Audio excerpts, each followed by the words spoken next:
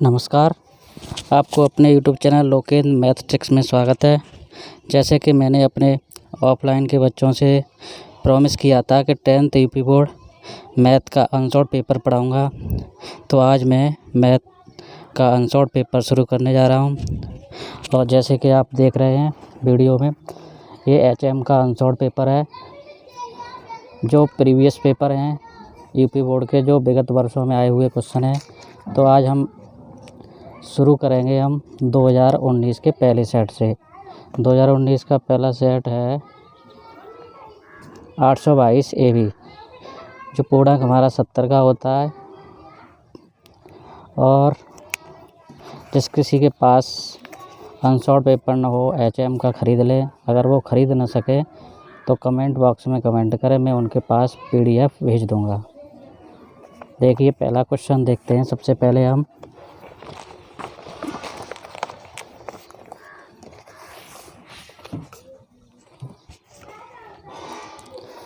पहला क्वेश्चन है, सभी खंड कीजिए।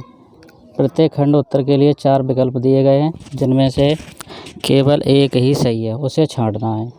पहला क्वेश्चन है, एक द्विघात बहुपद के अधिक से अधिक शून्यकों की संख्या कितनी हो सकती है। जैसे कि आप जानते हो, एक द्विघात समीकरण का फॉर्मेट होता है AX² + BX + C = 0। अब ये द्विघात समीकरण है, तो इसके शून्यकों की संख्या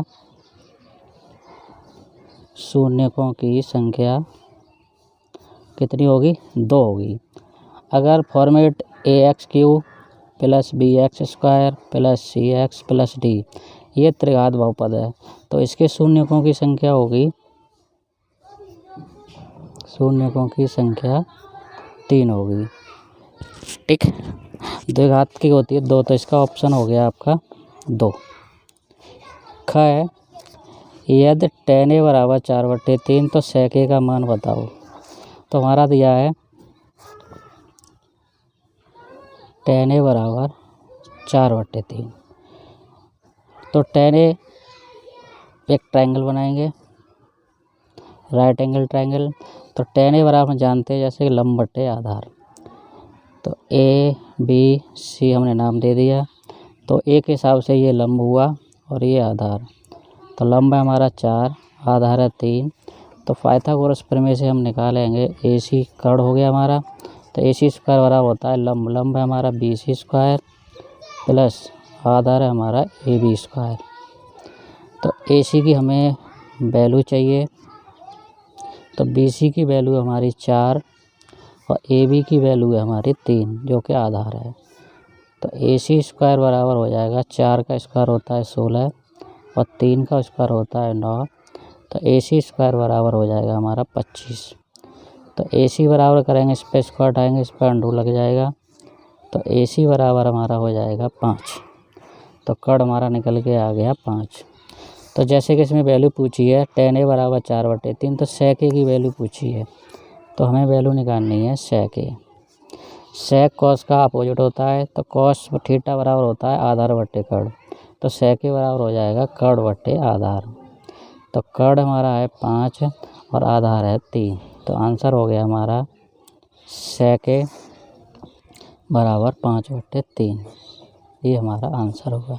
तो ऑप्शन हुआ हमारा 5/3। तो 5/3 ऑप्शन यानी कि चौथा। अब हम आगे देखेंगे। ग है, 1 से 10 तक की धनात्मक सम संख्याओं का समांतर माध्य होगा। तो 1 से 10 तक की हम सम संख्याएं लिखेंगे। तो 1 से 10 तक की संख्याएं लिखेंगे। ग नंबर है 2, 4, 6, 8 और 10। अब हमें इसका समांतर माध्य चाहिए। समांतर माध्य, तो समांतर माध्य होता है पदों का योग बटे पदों की संख्या। तो 2 + 4 + 6 + 8 + 10 संख्या कितनी है? 1, 2, 3, 4, 5। तो ऐड करेंगे 2 और 4 6, 6 और 6 12, 12 और 8 20 और 10 30, 30/5 यानी 5 के 30। तो आंसर हुआ हमारा 6 यानी ऑप्शन नंबर 3। शांत दशमलव संख्या में व्यक्त हो सकने वाली परमेय संख्या होगी। तो शांत दशमलव में परमेय संख्या वही व्यक्त होती है जिसके हर के जो फैक्टर हों, जैसे 124 164 है, तो जो हमारा हर है इसके फैक्टर होने चाहिए 2 की पावर n इंटू 5 की पावर n में होना चाहिए।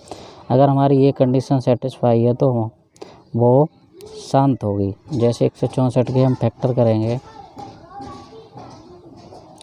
2 8 16, 2 चौको 8, 2 चौको 8, 2 दूनी 4, 2 दूनी 4, 2 एकन, अब 3 से कटेगी, 3 7 जा 21 और 7। तो इसके फैक्टर हुए 2 इंटू 2 इंटू 2 इंटू 3 इंटू 7। तो ये तो 2 की फॉर्मेट में हो गया, लेकिन ये 5 की फॉर्मेट में नहीं हुआ, इसलिए ये इसका ऑप्शन नहीं होगा। ऐसे ये इसका ऑप्शन नहीं होगा। अब थर्ड ऑप्शन है 227/625।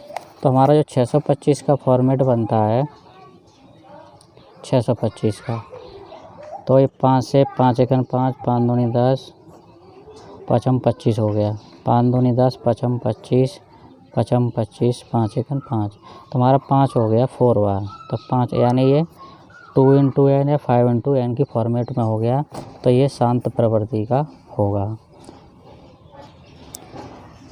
अब नेक्स्ट क्वेश्चन देखेंगे। निम्न चित्र में यदि TP यानी TP ये वाली और TQ ये है, O इसका केंद्र है, किसी वृत्त पर 2 स्पर्श रेखा, ये TP और TQ वृत्त की स्पर्श रेखा है, और POQ 110 दिया है यानी 110। तो PTQ की वैल्यू निकालनी है, यानी PTQ मतलब इस एंगल की वैल्यू निकालनी है। जैसे कि हम एक सर्किल बनाएंगे और यहाँ से ये स्पर्श रेखा है, इसका नाम TPQ, ये इसका सेंट्रॉइड है, इसका नाम O है, जैसे कि ये 1 1। तो इस एंगल का सम होता है 180, यानी angle POQ plus angle PTQ बराबर होगा 180। तो इसकी वैल्यू हमारी 110 प्लस PTQ बराबर हो गया 180। ये इधर ले जाएंगे तो माइनस की हो जाएगी। तो PTQ बराबर 180 माइनस 110, तो एंगल PTQ बराबर हो जाएगा 180 में से 110 गया तो 70 अंश हो जाएगा। तो इसमें हमें PTQ की वैल्यू पूछी है, तो PTQ का आंसर हो जाएगा 70 अंश। अब अगला क्वेश्चन है प्रोबेबिलिटी का। अच्छी प्रकार की फेंकी गई 52 पत्तों की एक गड्डी में से एक इक्का आने की प्रायिकता कितनी होगी। अब कोई अच्छे प्रकार से फेंकी गई गड्डी फेंकी गई और इक्का आने की प्रायिकता पूछी गई है। तो 52 पत्तों की गड्डी और एक इक्का हमें निकालना है, तो प्रोबेबिलिटी 1 निकालेंगे, टोटल पत्ते 52 होते हैं, तो इक्का आने की प्रायिकता निकालेंगे, इक्का आने की प्रायिकता इक्वल होगा 1/52। ये इसका आंसर होगा।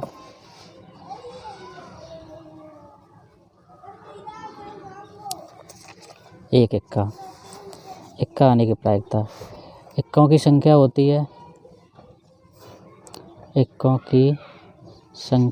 है 4। तो 4 में से कोई रैंडमली निकालेंगे, तो 4 में से निकालेंगे एक, तो इसकी प्रायिकता होगी 4/52। इसकी प्रायिकता निकालेंगे तो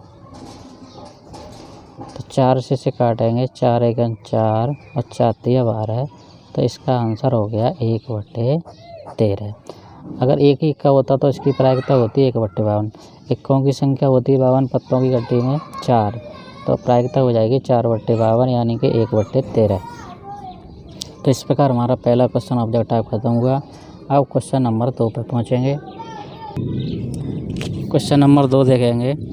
यह द्विघात समीकरण px² माइनस 2√5 px प्लस 15 के दो मूल समान हैं। तो p की वैल्यू निकालनी है। जैसे कि समीकरण दिया गया है, हम लिखते हैं इसे px² minus 2√5 px plus 15 equal है 0।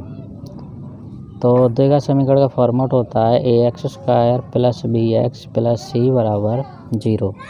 जैसे a की वैल्यू हुई इसमें p, इसकी कंपेयर करेंगे तो, और b की वैल्यू हुई माइनस 2√5 और p, और c की वैल्यू हुई हमारी 15। तो हमारा विविधकर होता है जैसे b² माइनस 4ac। तो b की वैल्यू हमारी 2√5 और p, और इसका करेंगे हम स्क्वायर, माइनस 4 इंटू a की वैल्यू हमारी p इंटू c की वैल्यू हमारी 15। तो 2 का स्क्वायर होता है 4 और 5 का हो जाएगा √5 का 5p² माइनस 15 चौका 60 इक्वल होता है 0। तो ये हो गया 20p², और ये बराबर के बाद जाएंगे मानी संख्या इधर प्लस की हो जाएगी। तो p² बराबर हो जाएगा 60/20। तो 20 दिया 60। तो p² बराबर हो जाएगा 3। तो p बराबर हो जाएगा √3। ये p का मान हो गया। अगला क्वेश्चन है, पासे को एक बार उछालने पर अभाज्य संख्या प्राप्त होने की प्रायिकता होगी। जैसे कोई पासा है,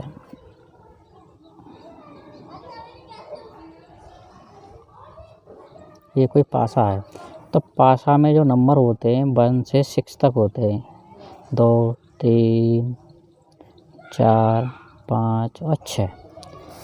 तो अभाज्य संख्या आने की प्रायिकता पूछिए, तो इसमें अभाज्य संख्या कौन कौन सी होंगी?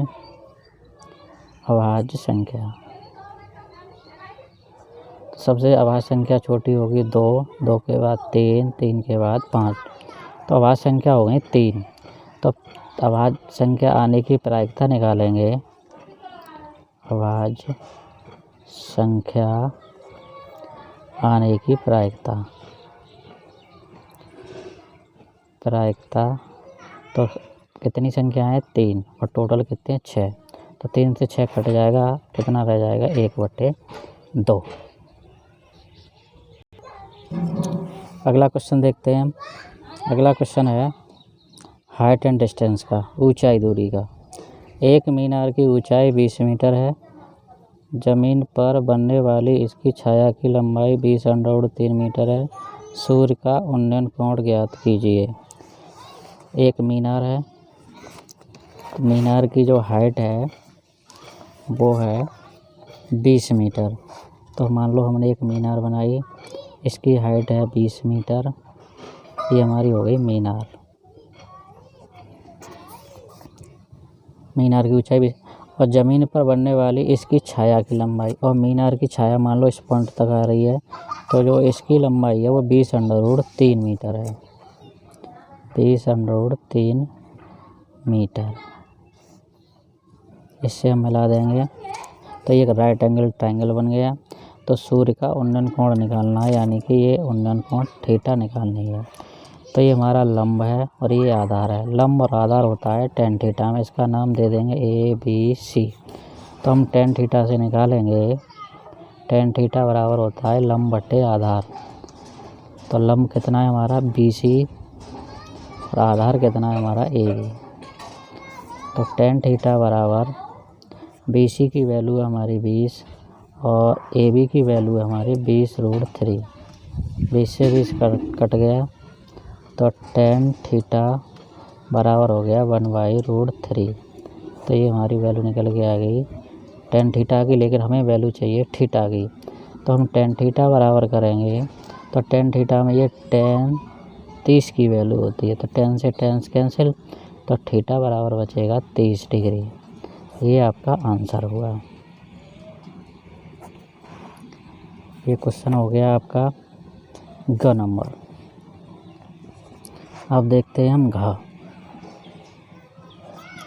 है क्वेश्चन। आंकड़े 10, 13, 17, 19, 12, 15, 19, 20, 19 और 17 का बहुलक ज्ञात कीजिए।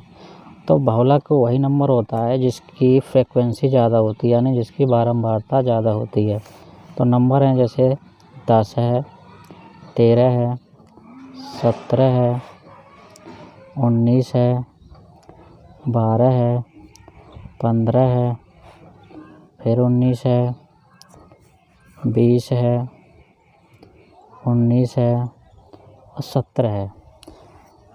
तो इसका बहुलक जब निकालेंगे तो सबसे ज़्यादा जो आवृत्ति हुई है 19 आया है 1, 2 और 3 बार, 17 2 बार है। तो सबसे ज़्यादा आवृत्ति हुई है 19 की, तो इसका बहुलक हो जाएगा 19। ये आपका आंसर हो गया। अब क्वेश्चन नंबर 2 आपका कंप्लीट हुआ। अब यहाँ तक आपके 1-1 मार्क के आते हैं। अब चलेगा क्वेश्चन नंबर 3। क्वेश्चन नंबर 3 है सभी खंड करने हैं आपको। तो पहला है आपका समांतर श्रेणी से, अर्थमेटिक प्रोग्रेशन से। तो ये कह रहा है समांतर श्रेणी का चौथा पद शून्य दिया है। तो समांतर श्रेणी दी है और उसका चौथा पद शून्य दिया है। जैसे चौथा पद मान लो T4 मान लिया, टर्म फोर्थ, और इसका चौथा पद दिया है वो आपका दिया है शून्य। और चौथा पद जब निकालेंगे, चौथे पद का फॉर्मूला हो जाएगा a + 3d। तो a + 3d बराबर हो गया 0। ये आपका इक्वेशन हो गया फर्स्ट। आगे दिया है सिद्ध कीजिए समांतर श्रेणी का 25वां पद 11वें पद के 3 गुना होगा। तो समांतर श्रेणी का जो 25वां पद है यानी T25 इक्वल 11वां पद T11 का 3 गुना होगा।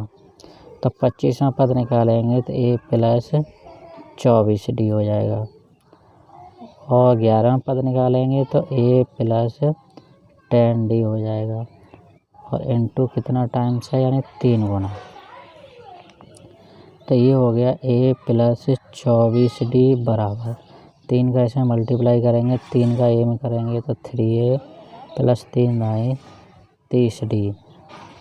अब a एक तरफ कर लो या सब संख्या एक तरफ कर लो, a + 24d, 3a इधर लाएंगे माइनस का हो जाएगा, 30 इधर लाएंगे ये भी माइनस का हो जाएगा, और इक्वल कुछ नहीं बचा 0। तो 3a माइनस का है, a प्लस का है, तो ये बचेगा माइनस का 2a। 30 माइनस का है, 24 प्लस का है, तो माइनस का बचेगा 6d, और बराबर हो गया 0। तो माइनस अगर हम 2 यहाँ से कॉमन ले लें तो a +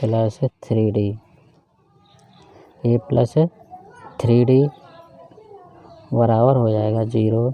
तो a + 3d बराबर हुआ हमारा 0। तो a + 3d बराबर हमारा कितना हुआ 0 हुआ, और यहाँ पर हमारा समीकरण याद क्या था a + 3d बराबर 0 हुआ। तो इसे हम प्रूव कर सकते हैं कि जो हमारा 25वां पद है वो 11वें पद का 3 गुना हुआ, क्योंकि हमारा a + 3d हम प्रूव कर चुके हैं समीकरण 1 के अनुसार। अब देखेंगे क्वेश्चन नंबर है 3 का ख। 2 खिलाड़ी हैं, एक संगीता रेशमा, टेनिस का एक मैच खेलते हैं। संगीता द्वारा मैच जीतने की प्रायिकता दी गई है 0.62 और रेशमा के जीतने की प्रायिकता ज्ञात करनी है। जैसा कि संगीता के मैच जीतने की प्रायिकता दी गई है 0.62, तो रेशमा के मैच जीतने की प्रायिकता कितनी होगी? तो रेशमा के मैच जीतने की प्रायिकता उतनी होगी जितनी संगीता के मैच हारने की प्रायिकता होगी। तो जैसे मान के चलो 100 में से 62% संगीता के मैच जीतने की प्रायिकता है, और तो संगीता के मैच हारने की प्रायिकता होगी 100 में से 62% तो जीतने की है, तो हारने की हो जाएगी 100 में से 62 माइनस कर देंगे तो आंसर आ जाएगा 38%। ये उसके हारने की प्रायिकता है। तो रेशमा के जीतने की प्रायिकता भी कितनी हो जाएगी उसके हारने की प्रायिकता के बराबर, तो इसकी भी कितनी हो जाएगी 38%। तो हम इसके जीतने की प्रायिकता निकालेंगे तो 1 में से माइनस करेंगे 0.62, तो आंसर बचेगा 0.38। ये आपका आंसर हुआ। क्वेश्चन नेक्स्ट है 3 का ग। द्विघात समीकरण ज्ञात कीजिए जिसके मूल 3 और 1/3 हों। तो हमें समीकरण निकालना है जिसके मूल दिए हैं 3 और 1/3। तो जिसके 2 मूल हैं तो समीकरण भी द्विघात समीकरण होगा। तो द्विघात समीकरण का फॉर्मेट हमने बताया था। इसका समीकरण निकालने के लिए फॉर्मूला होता है x² माइनस मूलों का योग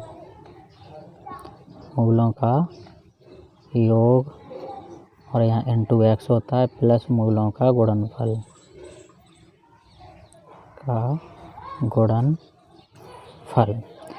तो x² माइनस मूल दिए गए हमारा एक 3 है और एक 1/3 है। तो मूलों का हम योग करेंगे हम 3 + 1/3 x प्लस इनका गुणनफल करेंगे तो 3 × 1/3 बराबर होता है 0। तो x² माइनस अब इसे जोड़ेंगे 3 × 9 और 1 10/3x प्लस 3 से 3 कट गया 1 बराबर हो गया 0। 3 हटाएंगे तो ये हो जाएगा 3x² माइनस 10x प्लस 3 बराबर 0। तो ये आपका हो गया द्विघात समीकरण। क्वेश्चन देखते हैं। एक आयताकार बाग का अर्ध परिमाप दिया है 36 मीटर जिसकी लंबाई चौड़ाई से 4 मीटर अधिक है। बाग की हमें विमाएं निकालनी है। तो एक आयताकार बाग है हमारा, ये मान के चलेंगे। अब जिसकी लंबाई है चौड़ाई से 4 मीटर अधिक है। तो चौड़ाई जैसे मान के चलिए हमने x और चौड़ाई से 4 मीटर ज़्यादा है उसकी लंबाई, तो ये हो जाएगा x + 4। तो यहाँ हम करेंगे लेट करेंगे माना चौड़ाई इक्वल x लंबाई इक्वल 4 ज़्यादा है तो x + 4 और परिमाप होता है, परिमाप दिया है अर्ध परिमाप दिया है तो परिमाप का मतलब आधा। तो परिमाप का फॉर्मूला होता है 2l + b। तो ये अपॉन है तो बटे, तो ये कट जाएगा। तो परिमाप कितना दिया था 36। तो 36 बराबर l + b। तो l की वैल्यू लंबाई कितनी है x + 4 और प्लस चौड़ाई कितनी है x। तो ये हो गया हमारा 2x + 4 बराबर हो गया 36। 4 इधर ले जाएंगे तो कट जाएंगे उसमें से, तो 36 - 4 तो 2x बराबर हो गया 32। तो x इक्वल करेंगे 32/2 तो 2 से कट गया ये 16 बार। तो x बराबर हमारा आ गया 16। तो x क्या थी हमारी चौड़ाई, तो हमारी चौड़ाई जो निकल के आई वो आ गई 16 और जो हमारी लंबाई निकल के आई वो थी हमारी x + 4। तो चौड़ाई x की वैल्यू थी हमारी 16, ये + 4 तो ये कितना हो गया 20 मीटर, ये 16 मीटर। चेक करके देखो परत परिमाप 20 और 16 कितने हुए 36, 20 और 16 36 और इंटू 2 कर दें तो 72 का अर्ध परिमाप करेंगे तो कितना हो जाएगा आपका 36। अब आपके क्वेश्चन 3 तक कंप्लीट हो गए। यदि आप इसी तरह से वीडियो चाहते हैं तो कमेंट करें, तो जिससे कि मैं आगे की वीडियो भी बना सकूं। अब क्वेश्चन नंबर 4 से अगर आप कमेंट करोगे तो मैं क्वेश्चन नंबर 4 से अगली वीडियो में सेंड करूंगा। और तब तक आप हाई स्कूल का HM का अनसॉल्व पेपर ख़रीद लें। यदि आप ना ख़रीद सको तो मेरे पास कमेंट करें तो मैं आपको इसकी PDF सेंड कर दूंगा। और इस आपसे एक रिक्वेस्ट है, आप इस चैनल को सब्सक्राइब ज़रूर करें और वीडियो को शेयर करें जिससे कि आपके क्लास के और भी बच्चे पढ़ सकें। धन्यवाद।